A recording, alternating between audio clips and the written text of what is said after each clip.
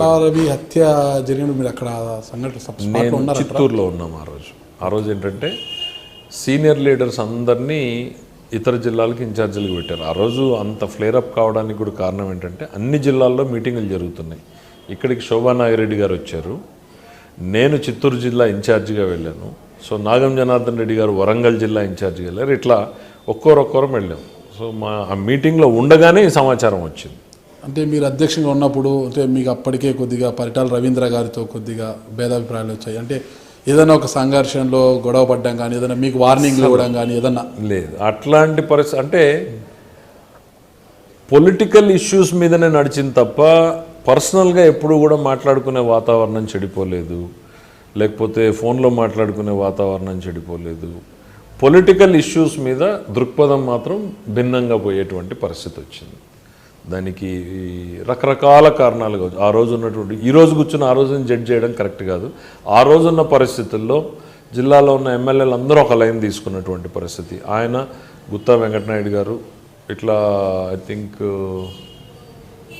ఇంకా ఒకరిద్దరు ఒక లైన్లో పోయిన పరిస్థితి. లేటర్ ఆన్ వాళ్ళు కూడా చంద్రబాబు నాయుడు గారితో జాయిన్ అవ్వడం ఇవన్నీ జరిగింది తప్ప ఫిజికల్గా అంత డిఫరెన్సెస్ ఎప్పుడు రాలేము. బట్ ఫర్మ్గానే, ఎందుకనంటే రాజకీయాల్లో ఎవరి ఎగ్జిస్టెన్స్ ఎవరి భవిష్యత్తు కోసం వాళ్ళు ఎట్లా పోతూ ఉంటారు. మనకి ఆయనకి పర్సనల్గా ఎప్పుడు ఎనిమిటీ లేకుండా పోయినా కానీ పొలిటికల్ ఎగ్జిస్టెన్స్లో మాత్రం వీ యూస్ టు గో. సరే, ఆనాడు పరిటాల రవీంద్ర గారితో చిన్న చిన్న భేదాభిప్రాయాలు ఉన్నప్పటికీ ఈరోజు ఆయన సతీమణి గారైన పరిటాల సునీతమ్మ గారు ఆయన తనయుడు పరిటాల శ్రీరామ్తో మీకు రిలేషన్ ఎలా ఉందంటారు? ఇప్పుడు రవి హత్యానంతరం జరిగిన ఎలక్షన్స్లో బాబు గారు నాకు పిలిచి చెప్పారు. ఎందుకనంటే స్టేట్లో ఎక్కడ బై ఎలక్షన్స్ జరిగినా నేను చాలా క్రియాశీలకంగా వెళ్తాను. నాకు సంబంధించినంత వరకు ఎలక్షన్లో లెర్నింగ్ ప్రాసెస్, పార్టీ కూడా అంతే బాధ్యత నా మీద పెట్టేది. ఈ ఎలక్షన్ జరిగినప్పుడు ఈ జిల్లాల వాతావరణం చాలా భయంకరంగా ఉంది. అది ఆల్మోస్ట్ పోలీస్ వర్సెస్ పార్టీ లాగా మారిపోయింది. చంద్రబాబు నాయుడు గారు వచ్చి ఇక్కడ ప్రెస్ మీట్ పెట్టి ఎస్పీ మీద ఆరోపణ, డిఐజీ మన ఆ రోజు ఉన్నటువంటి డిఐజీ మీద ఆరోపణలు చేయడము, ఎస్పీ ప్రవీణ్ కుమార్ మీద ఇవన్నీ చేయడంతో పోలీసు టోటల్ ఘర్షణపూరిత వాతావరణం. నామినేషన్ చేసిందని ఆయన ఒకటే చెప్పారు, ఎలక్షన్స్లో గెలుపు తప్ప నేనేమీ వినదలుచుకోలేదు, మీరు పనిచేయండి. ఫీల్డ్లోకి వెళ్తే సునీత గారు కొత్త, ఆ రోజు జస్ట్ ఇంకా హౌస్ వైఫ్ నుంచి ఆమె ట్రాన్స్ఫార్మ్ అవుతోంది. క్యాడర్నేమో పోలీసులు భయపెట్టేశారు. ప్రతి వాళ్ళ ఇంటికి వెళ్ళి పెళ్ళాం పిల్లల ముందు నుంచోబెట్టి మీ ఆయన మీద కేసు ఉంది, ఎస్ఐని చంపిన కేసు, 7 మంది కానిస్టేబుల్ని చంపిన కేసు మీ మీద పెడతామంటే ఆ కన్ఫ్యూజన్లో మొత్తం అందరినీ ఊళ్ళో వదిలించేశారు. రాజశేఖర్ రెడ్డి గారు స్ట్రాటజిక్గానే, అంటే అది ఏదో నిజంగా కేసులు పెడతారా లేదా సెకండ్ స్టెప్, 10 రోజులు రాకుండా పోతే ఎలక్షన్ అయిపోయింది.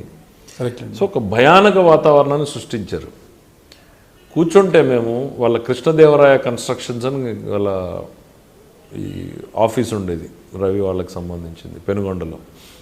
కూర్చుంటే ఎవరు కూర్చునే వాళ్ళం, నేను, కాలువ శ్రీనివాసు, పార్థసారథి ముగ్గురం కూర్చుంటే వాళ్ళ దగ్గర నుంచి ఎల్నారాయణ చౌదరి, సుధాకరు, ఇంకొక 5-6 మంది మినహా ఫస్ట్ 5 రోజులు అసలు జనసామాన్యాన్ని కనిపించకుండా చేశారు పోలీసులు. భయానకమైన వాతావరణం. అంటే మాకు లంచ్ తీసుకొచ్చేవాడు వచ్చినా వాడిని దారిలో 100 మంది క్వశ్చన్లు ఎతికే పరిస్థితి.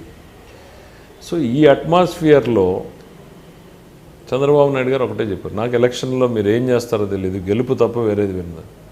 Then we worked out a strategy. ఇదిగో ఇట్లా చేయాలనుకుంటున్నాం, పోలీసులతో మేము వర్కింగ్ రిలేషన్ ఎస్టాబ్లిష్ చేసుకోవాలి, పని చేసుకోవాలి కదా, వర్కింగ్ రిలేషన్ కావాలి, ఇది ఇది ఇది ఇది ఈ set go ahead. Media played a major role. ఆ రోజున్న మీడియా మిత్రుల పేర్లతో సహా నాకు తెలుసు. మీడియాని తెర మీదకి తెచ్చాం, ఇక్కడ జరుగుతున్నటువంటి దారుణాలను ఎక్స్పోజ్ చేశాం. తద్వారా గవర్నమెంట్ ఆఫ్ ఇండియాలో ఎలక్షన్ కమిషన్ ఆఫ్ ఇండియాని ప్రెజర్ చేసేటట్టు తీసుకొచ్చి కలెక్టర్కి ఎస్పీలు వార్నింగ్లు వచ్చేటట్టు చేశాం. సో ఫంక్షనింగ్ ఇవన్నీ హోల్ హార్టెడ్గా సునీతను ఎట్టి పరిస్థితుల్లోనూ గెలిపించాలనే లక్ష్యంతో చేశాం. మాకు ఆ డిఫరెన్సెస్ అనేవి ఎక్కడ మనసులో పెట్టుకుని ఉంటే వదిలేసి కూర్చొని ఉండొచ్చు. అంటే పార్టీ ఆదేశాల ప్రకారం మీరు ఆ రోజు సునీతమ్మ గారి గెలుపు కోసం కృషి చేశారు. అంటే వ్యక్తిగతంగా పర్సనల్గా కూడా డిఫర్ అవ్వడం, పొలిటికల్గా డిఫర్ అవ్వడము, పర్సనల్గా డిఫర్ అవ్వడం, దెర్ ఇస్ చాలా గ్యాప్. వారి కుటుంబం నుంచి మీకు ఎలాంటి అన్యాయము జరగలేదంటారు అయితే?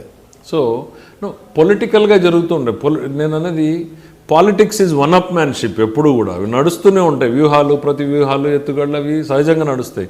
దాన్ని అనుభవం లేని వాళ్ళు పర్సనల్గా తీసుకున్నప్పుడే సమస్యలు వస్తాయి.